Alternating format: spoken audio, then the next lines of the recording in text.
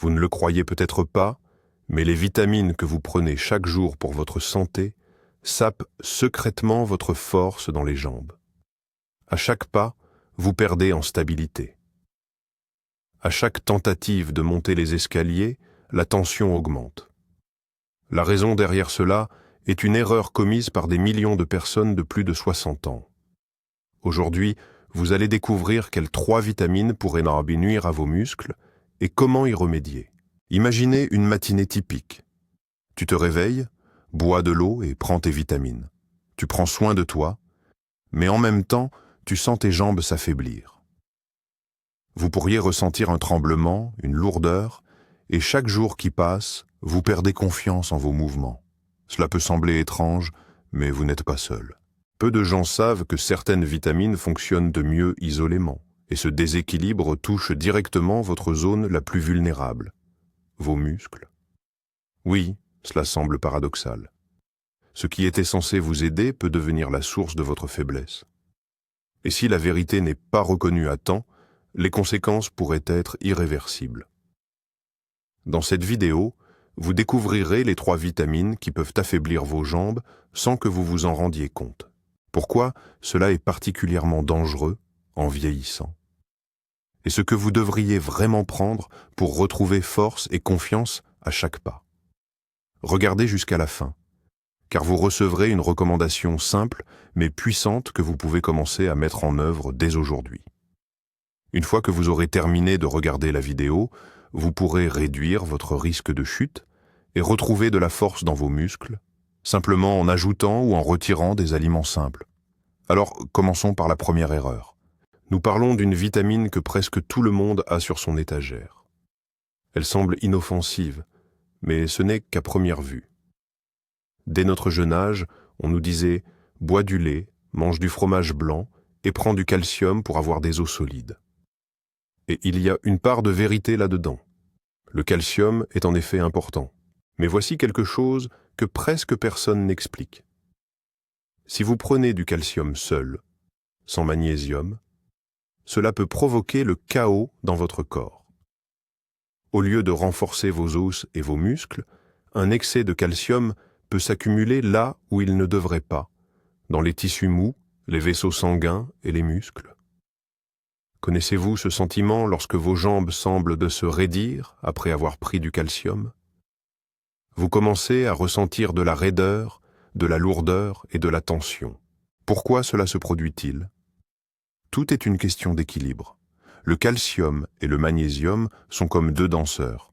Si l'un perd le rythme, tout le système se désynchronise.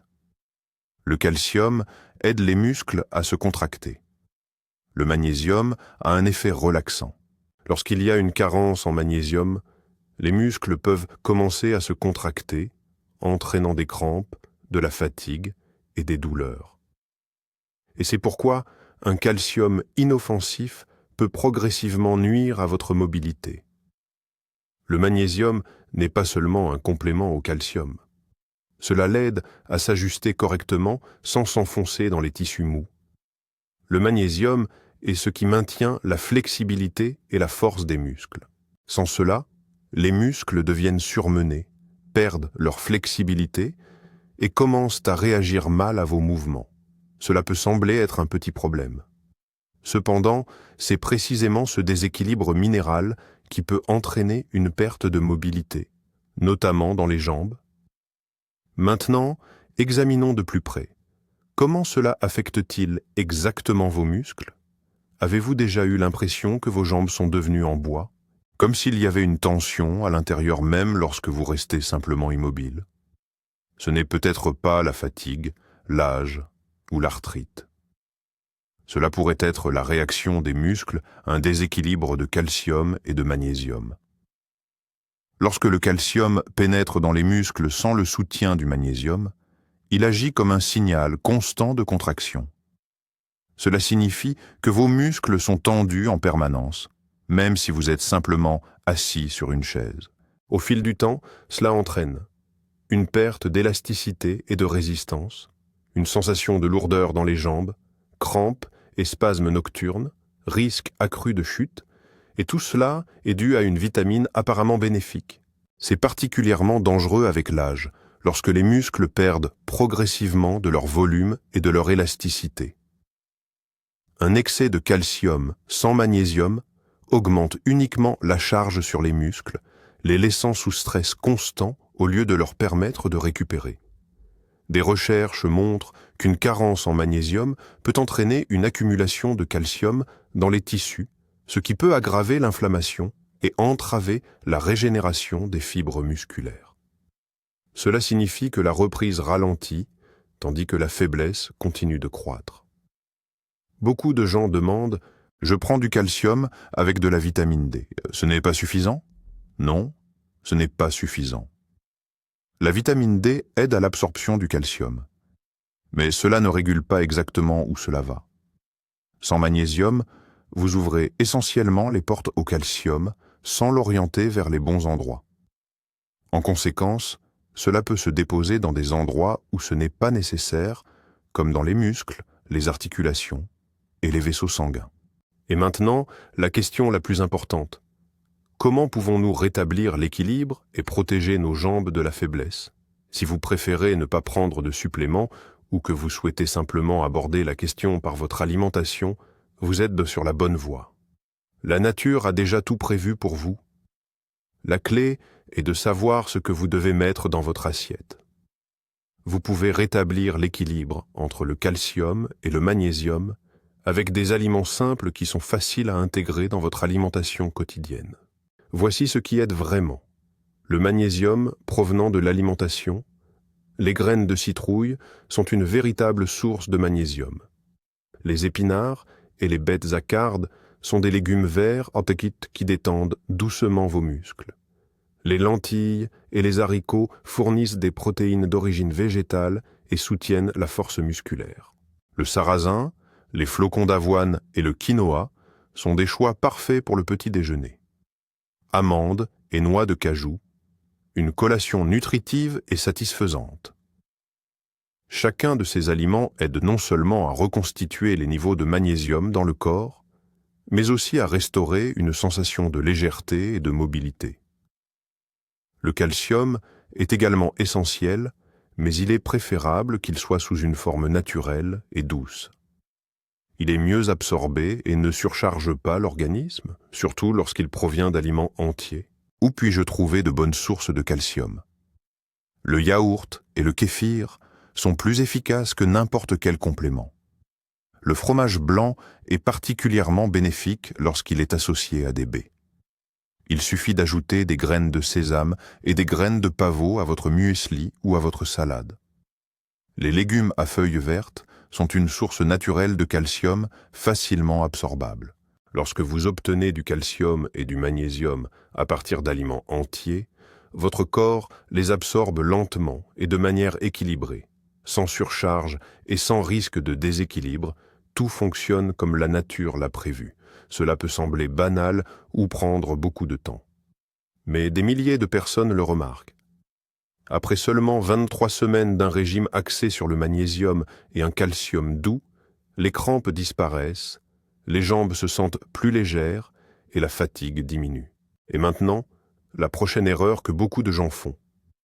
La vitamine E est un antioxydant, une vedette des slogans publicitaires et un élixir de jeunesse. Mais que cela devient trop. Au lieu d'être utile, cela commence à causer du tort, surtout pour les muscles des jambes.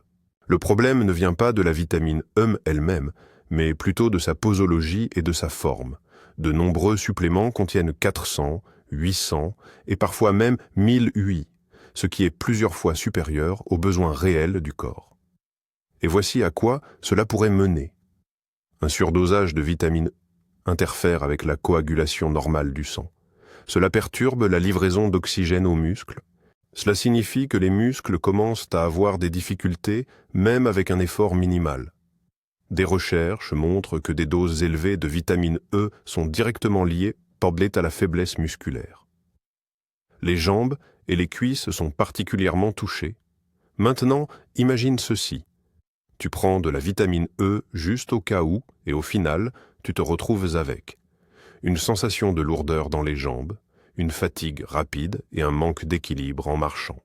Beaucoup de gens pensent, si c'est vendu en pharmacie, cela doit être sûr. Mais ce n'est pas le cas. La FDA aux États-Unis a longtemps averti que dépasser 400 UI peut être dangereux, surtout en vieillissant. Que se passe-t-il exactement dans les muscles lorsqu'il y a un excès de vitamine E? Écoute attentivement. Les muscles sont comme des moteurs. Ils ont besoin d'oxygène et de nutriments pour fonctionner. Qui livre tout cela? C'est exact, c'est du sang. Mais voici le hic. Lorsque le corps accumule trop de vitamine E, cela commence à fluidifier le sang plus que nécessaire. À première vue, cela pourrait sembler une bonne nouvelle, un risque réduit de caillots sanguins. Mais en réalité, c'est plus compliqué. En raison d'un amincissement excessif, le sang commence à circuler plus lentement à travers les capillaires, en particulier dans les jambes. La pression dans les petits vaisseaux diminue et les muscles reçoivent moins d'oxygène et de nutriments.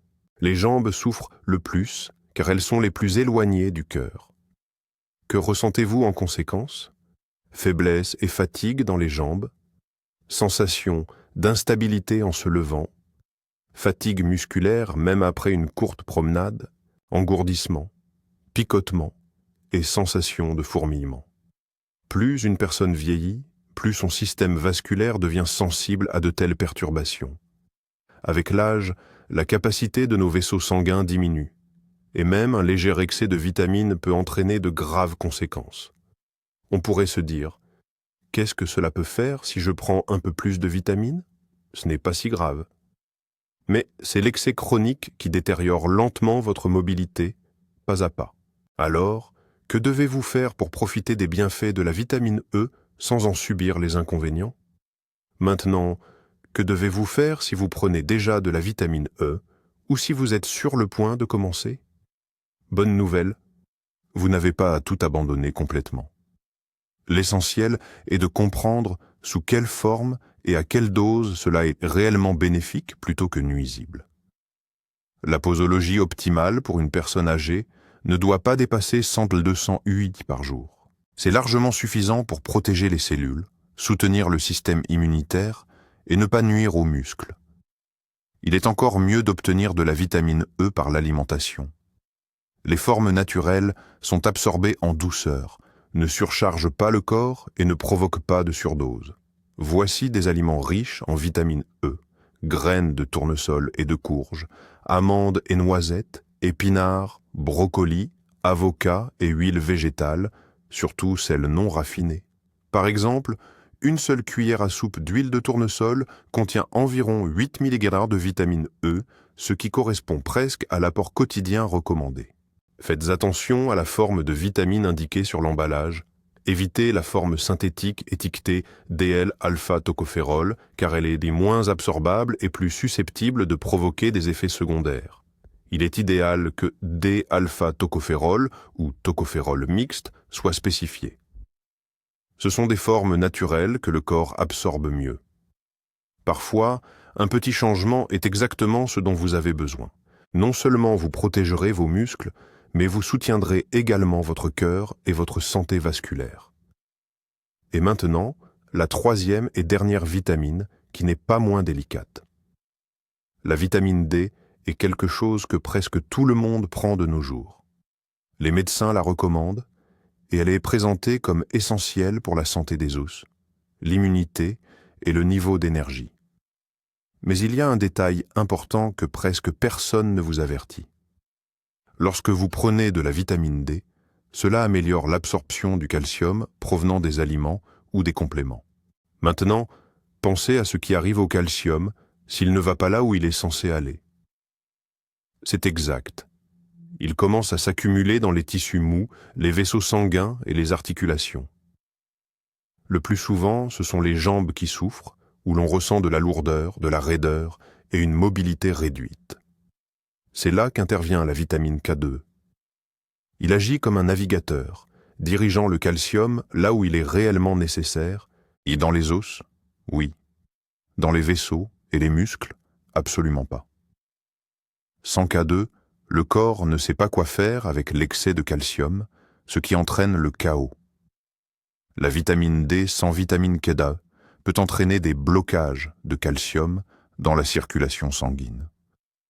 Cela perturbe le flux sanguin normal, nuit à la nutrition des muscles et entraîne une rigidité qui affecte négativement la qualité de vie. Il peut sembler que la chose la plus importante soit de prendre de la vitamine D régulièrement. Cependant, sans vitamine K2, vous risquez de déclencher un processus qui peut directement nuire à vos muscles, vos articulations et vos vaisseaux sanguins.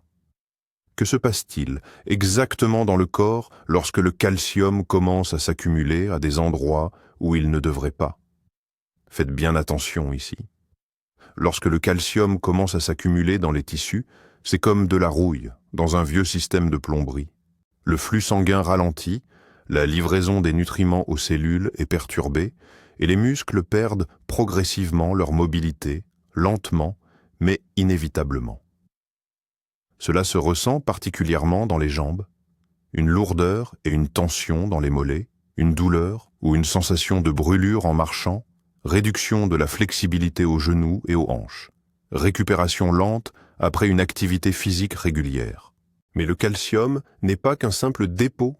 Il peut littéralement endommager les tissus mous, peut déclencher des micro-inflammations, entraînant les muscles à rester dans un état constant de stress caché. Des recherches montrent que les personnes qui prennent de la vitamine D sans K2 sont plus susceptibles de développer des calcifications, des dépôts de calcium durcis dans les tissus mous, y compris les artères des jambes. Ce n'est pas seulement un obstacle à la mobilité. Cela menace directement la circulation sanguine et la capacité de mouvement. Vous pourriez penser, cela ne me concerne pas. Après tout, je n'ai pas de douleur. C'est l'accumulation progressive de calcium qui est dangereuse. Elle n'envoie pas de signaux immédiats, mais impacte le corps après des mois, voire des années. Alors, comment pouvons-nous maintenir notre taux de vitamine D sans mettre en danger nos muscles et nos jambes?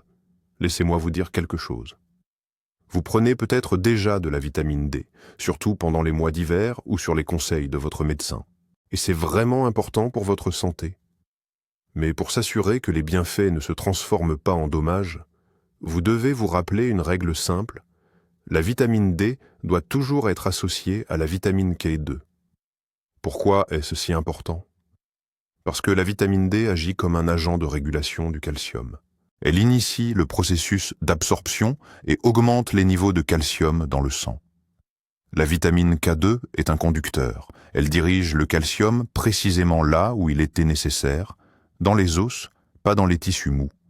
Sans la vitamine K2, le calcium commence à se disperser dans le corps et se dépose à divers endroits, dans les parois des vaisseaux sanguins, dans les articulations et dans les muscles. Les jambes souffrent le plus, car elles sont particulièrement sensibles aux perturbations de la circulation sanguine et à la perte d'élasticité. Selon des recherches, la combinaison des vitamines D3 et K2 non seulement aide à réduire le risque de calcification vasculaire, mais soutient également la force musculaire chez les personnes âgées. Voici quelques aliments qui contiennent de la K2. Le natto, soja fermenté, est un champion en termes de teneur en K2.